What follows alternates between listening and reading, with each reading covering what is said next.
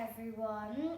I'm sorry about how I didn't have it yesterday, but now I'm back and I'm reading my favourite book called Who's Afraid of the Big Bad Book.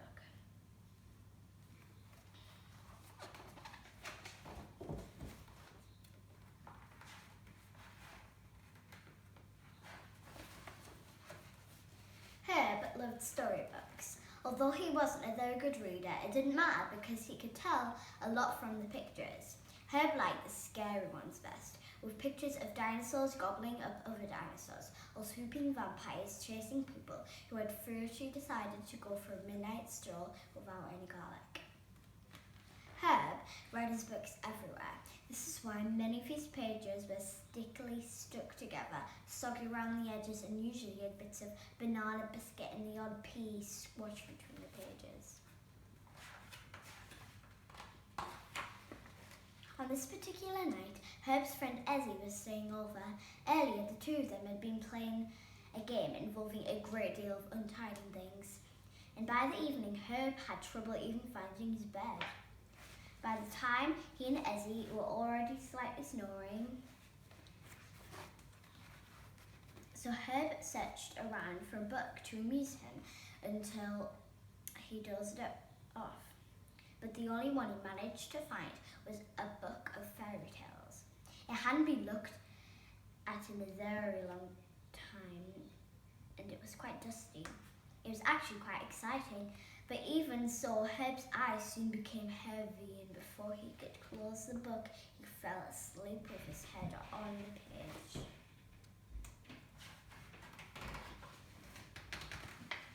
Herb woke with a start to hear a strange, high-pitched shrieking noise. He looked over to see if Ezzy was awake, but there was no sign of him at all. Furthermore, his bed had become sort of lumpy and huge, which was funny because Herb had always found his bed to be just right. "What are you doing here? How dare you be on this page? I'm the star, and I say you're not allowed in this story," shrieked the shrieking thing. "Well, where am I?" stammered Herb. "On my page," screeched the girl. "But who are you?" asked Herb, not sure that he wanted to know. "I," said the girl, somehow managing to raise her voice higher. "I'm Goldilocks, of course, and this is my story." And that's when it dawned on Herb that he had fallen into the book. He scrabbled out of the bed as fast as he could, scooted down the stairs, and went slap bam wallop into 3 different sized bears. "Whoops, I'm sorry," squeaked Herb, terrified.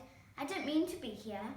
"Oh, that's quite all right," said the largest bear. "It could happen to anyone." "And it does all the time," said the small bear, scowling at Goldilocks. "How about some porridge?" said the medium-sized bear. "You might find it too hot or too cold. I'm afraid you're all just right." Called Goldilocks. "In case you pea brains have forgotten, the story is called Goldilocks and the 3 Bears, not the little chauffeur in pajamas as breakfast." Herb ran for it. He ran past 2 children nibbling a house made out of ginger biscuit. "I wouldn't do that," called Herb. "Oh, get lost," shouted the children. He ran past a man climbing up what looked like a long plait of hair. "Ouch!" cried the voice belonging to the hair, and when he saw a cat wearing a feathered hat and high-heeled boots, Herb ran faster. Herb ran all the way through the forest.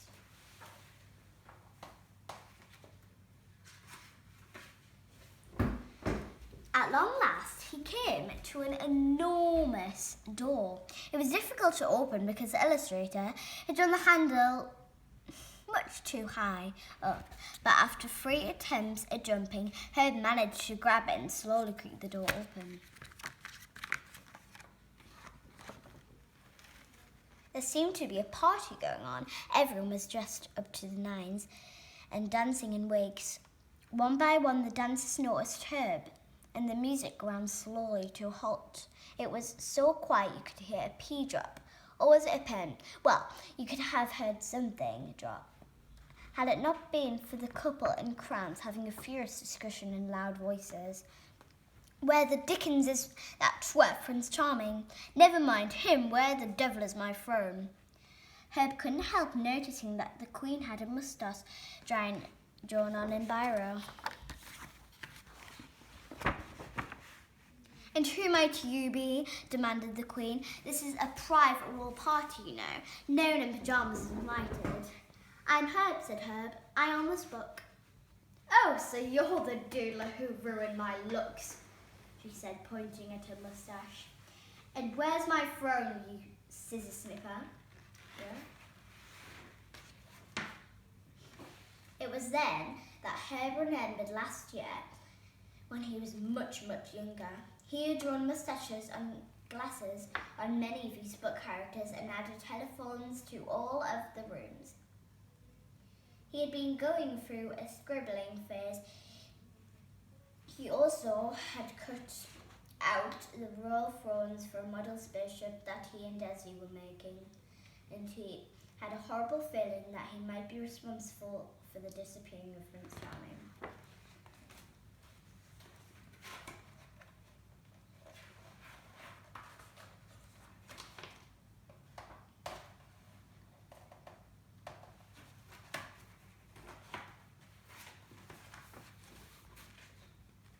As Herb wondered desperately what to do next, he noticed his pencil case lying on the floor.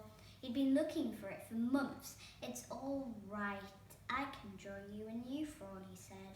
Make sure it's got lots of twirly bits, blessed the king. And I want gold, of course, ordered the Queen. Herb didn't have a gold crown. It would have to be green.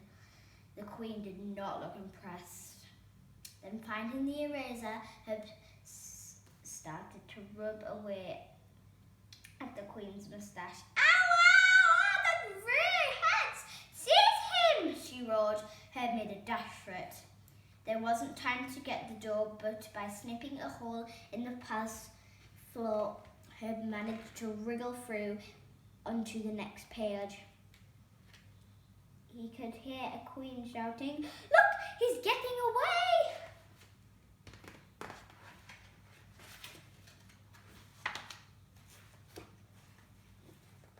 Herb found himself in an oddly arranged room. Who are you, you measly little rodent? Looking up, Herb saw Cinderella's wickedly mean stepmother and her ugly daughters. I'm Herb, called Herb. What are you doing up there? I wonder, are we pretending to be flies? Scoffed the woman. Or could it be that some vile, good-for-nothing child tore out our page and put it back upside down?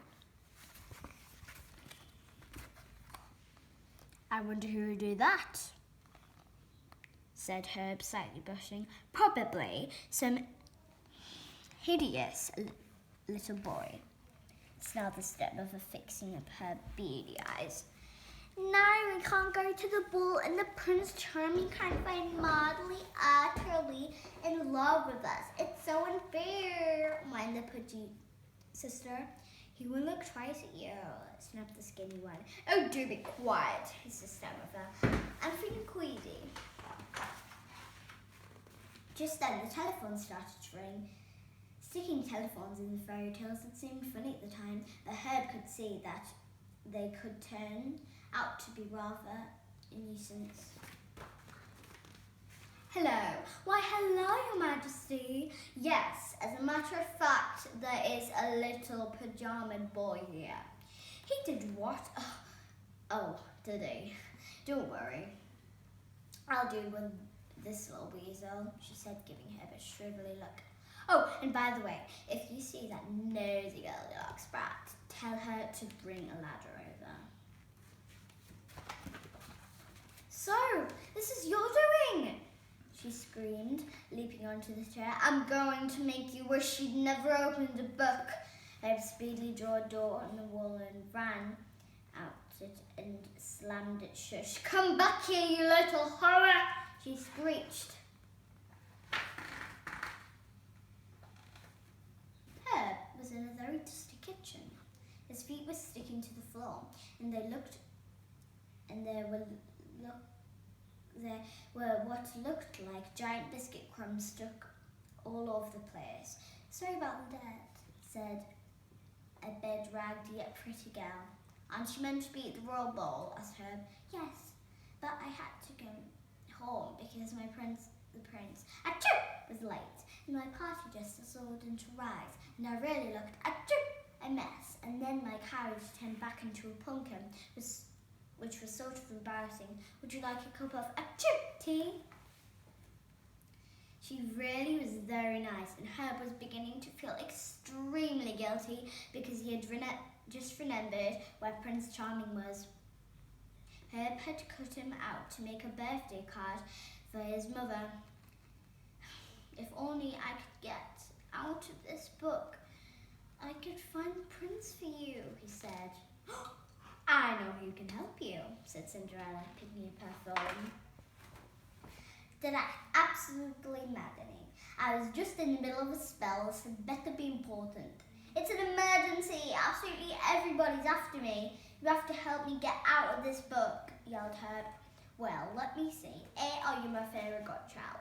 "No, you are not. I don't do boys, only girls, worse luck."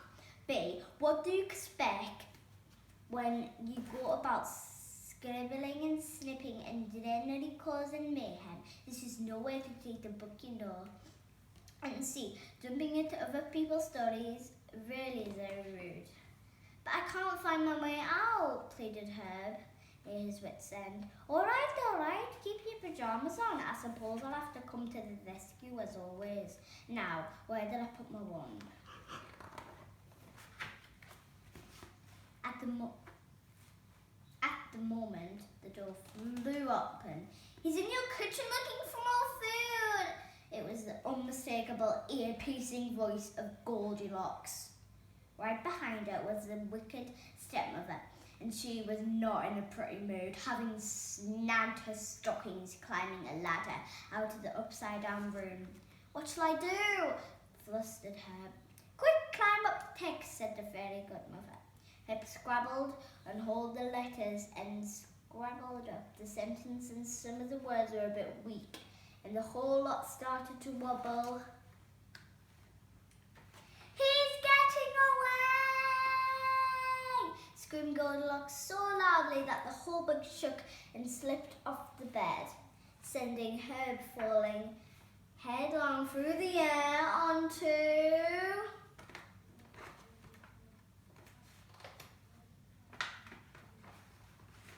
his own bedroom floor. "Well, what's happening?" squeaked startled Essie, sitting bolt upright in bed. As you can imagine, it all took some explaining. Eddie and Herb spent the rest of the night putting the storybook back to rights, rubbing out mustaches, cleaning out crumbs, and blowing away dust. The beloved Prince Charming was prized off the birthday card and sticky back into the ballroom. His dancing would never quite be the same again, due to server leg creasing. It was tempting to leave the wicked stepmother's room upside down, but Herb resisted. However, he just couldn't help drawing a padlock on the Three Bears' front door, and Ezzy just couldn't help sticking a wig on Goldilocks. Well, serves her right for being such a meanie. So the next time Herb opened the book, he saw a little girl standing outside the Three Bears' cottage, desperately trying to open the door. A very cross little girl with mousy brown hair. Thanks for listening, everyone. Bye.